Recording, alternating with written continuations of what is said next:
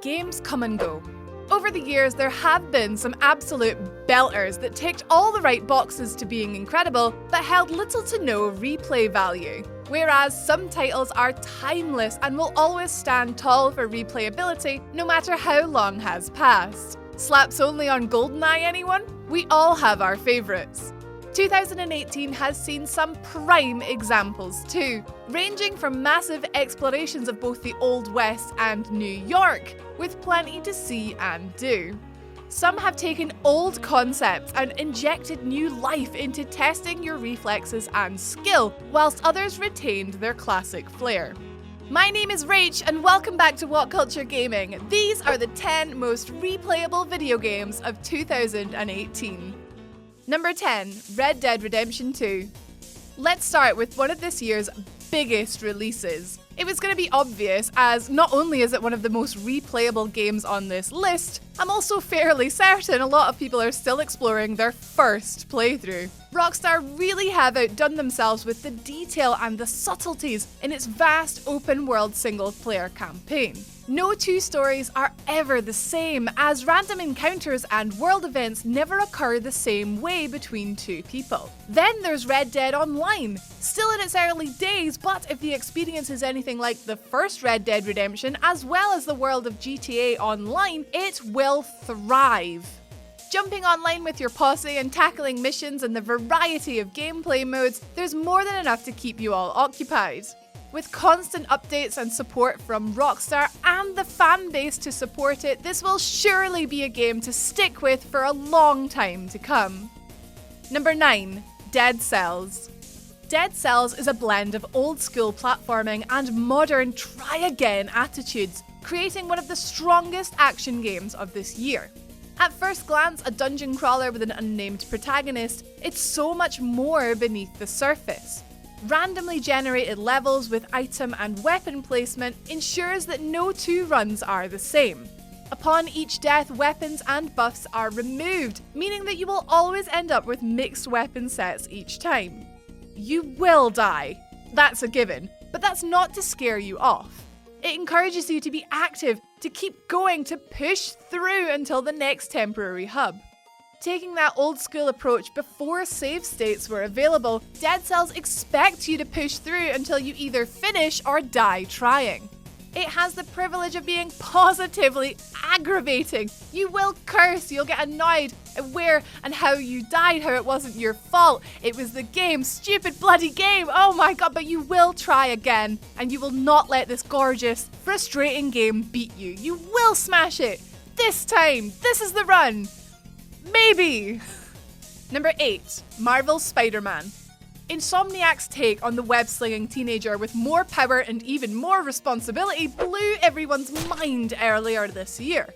Not since the days of the 2004 tie-in of the second movie have players rejoiced about how well Spider-Man has been handled in gaming. So where's the replay value, you might be thinking? Once the well-handled story is over, what else is there to do? Well, besides being able to just traverse the city in a magnificent way, there's enough in-game content to keep you occupied. You can aim for gold medals in the Taskmaster's challenges, find the many collectibles dotted around the city, or complete the Stronghold missions. Whilst not as packed with random encounters and side missions as Rockstar's Cowboy Behemoth, there is enough in the webhead's world to keep you going. Since release, Insomniac have also added a New Game Plus mode, complete with higher difficulty options to test you. As well as getting the latest DLC, there is plenty to return to in one of the most well-received slices of superhero gaming ever. Number 7, Strange Brigade. Rebellion have made a name for themselves in recent years with the Sniper Elite games, bringing slow-motion, testicle, exploding death to thousands of Nazis across several titles. We begin to wonder where else could they go from there. Whilst the Zombie Army trilogy tried mixing in Gears of War-esque horde battles within an occult multiplayer storyline, it was still dark and foreboding. Commercially successful, yes, but still continuing with the Nazi theme, although of course undead, and it began to grow slightly stale. What could shake that formula up? Enter Strange Brigade. Taking the drab out and throwing in bright, bombastic landscapes, it was a welcome change. Set in the world of pulpy 1930s action comics, with welcoming stereotypes of characters from all corners of the world, it was a breath of fresh air. Played best with friends, the Strange Brigade heroes are tasked with taking on a 4,000-year-old Egyptian curse. It sounds like a typical half-hour story pish, but that's the point. It's so self-aware and not taking itself seriously, and you will have a blast with it. Whilst it may not have the strength to take on the blockbuster games of its time, it's definitely worth checking out again and again if your friends are keen for some pure co-op fun. Number 6. Monster Hunter Worlds. The one that stormed the Western market, Capcom's long-running series smashed it with this year's iteration. Often polarizing opinions with its difficult approach and steep learning curve, Monster Hunter World was far more user-friendly this time around for new players to get into. Whilst not initially easy by any means, it is certainly far more approachable than its predecessors. Still maintaining the focus of grinding for new weapons and armour across many missions, it's not quite as punishing as it used to be. Whilst the experience can be done by yourself, it's encouraged and much more fun to form a troop of hunters to divide and conquer. Replaying missions is pretty much essential, with tougher enemy forms as you progress throughout. You're always on that grind to get the best equipment. Later missions won't let you access them until you have a prerequisite hunter level, and some enemies will straight up annihilate you if you're still clad in your noob gear. Whilst replaying similar missions may not sound like a winning formula on paper, it has to be played to be believed. Whether you're playing with veteran hunters or newbie explorers, there's no better feeling than tackling fierce monsters in style with your friends. Number 5. FORTNITE Battle Royale. Love it or hate it, FORTNITE is big. Bigger than my love of dogs, and that is pretty big. I love dogs. Burying your head in the sand and denying the runaway success of the Battle Royale genre is pointless. It's here to stay. Recently voted as Game of the Year at the Golden Joysticks, which, let's face it, is madness since it came out last year, Epic's free-to-play title continues to grow from strength to strength. With the constant stream of updates and patches, as well as the inclusion of seasons, FORTNITE is a steamrolling juggernaut of a game enjoyed by millions. Games are quick, fast-paced, with shooter and crafting hybrid gameplay keeping players on their feet and creating new and inventive ways of pulling off those winning kills. Packed with all sorts of additional content from weapon and character skins, loot boxes, loot llamas, and delightfully cheesy dance moves, there's more than enough to entertain the masses. It's either already sucked you in, or it's just that annoying game that your nephew plays with his school friends, but one thing is clear, it is pretty darn replayable. 4. Super Smash Bros. Ultimate. The second oldest series on this list, Smash Bros. Has been a dominant staple in Nintendo's catalogue for 2 decades now. Starting life on the Nintendo 64 as the embodiment of playground scenarios like who would win in a fight, Link or Mario. The series has grown exponentially since its first outing. Ultimate has taken the original formula and improved on it tenfold.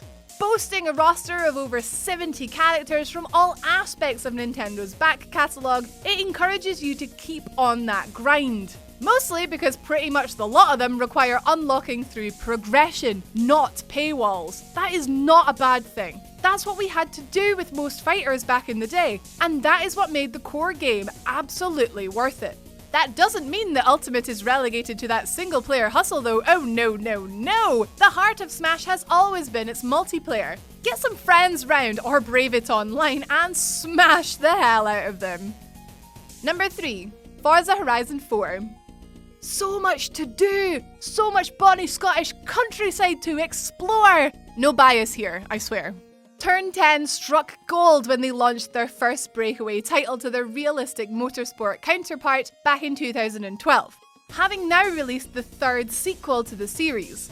Despite its slightly unconventional single-player campaign becoming a social media influencer, the racing is still absolutely spot on, with races taking the form of circuits, point-to-point, off-road and city sprints and more. Stunt jumps for movie scenes, time trials against planes, trains, and other automobiles also spice things up. Not to mention the sights to capture and the hundreds of billboards to break too. Then there's the limitless customization available, and the active paint and skin community at the heart of the Horizon marketplace. Coupled with the online racing and free roam available and the ability to join or create a crew to tackle the Highlands with, there's plenty to keep coming back to. As well as some 500 plus roads to seek and drive down. It's definitely one to replay for the true completionist. Number 2, Beat Saber. If you're interested in virtual reality, PlayStation VR, or any of its similar counterparts, tell me you have this game. Breaking early access records on Steam and the fastest selling game on the PlayStation VR, it is a worthy feat for the rhythm-based Saber game. A simple mechanic of rhythmic block chopping to beats, it's a special kind of addictive. Given the dominance and decline of the musical peripheral gaming days of Guitar Hero and all those in its wake, Beat Saber revitalizes that genre in a massive way. It's the perfect example of, one more goal must beat that record gameplay that we need. Such a simple premise but difficult to master, and it's worth every penny. It's a game you want to show off the power of VR with. It's the new party game for the ages. It's got that replay factor that your friends will be wanting to try. It's the game to bust out at Christmas and get the whole family involved in. Disclaimer, we hold no responsibility if your nan gives it a go after a few sherries though, so don't pin that on us. Number 1, Tetris Effect. The granddaddy of one more go gaming has returned. It has kicked the door in, booted your Candy Crushes and your Flappy Birds out of the way, and sat back upon its throne that many have tried to usurp across the years. Many of us will have discovered the Russian block battler in its 1989 Nintendo Game Boy iteration, and Effect is here to remind us just how good that was.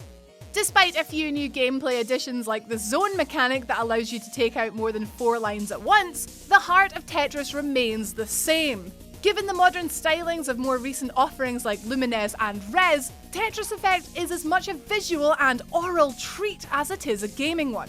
If you've also invested in PlayStation VR and managed to take a break from Beat Saber, Tetris can be enhanced for a truly mind-blowing visual experience. You know what they say, if it ain't broke, don't try to fix it, and this game proves just that. Tetris Effect is the pinnacle of replayable gaming that we all know and love.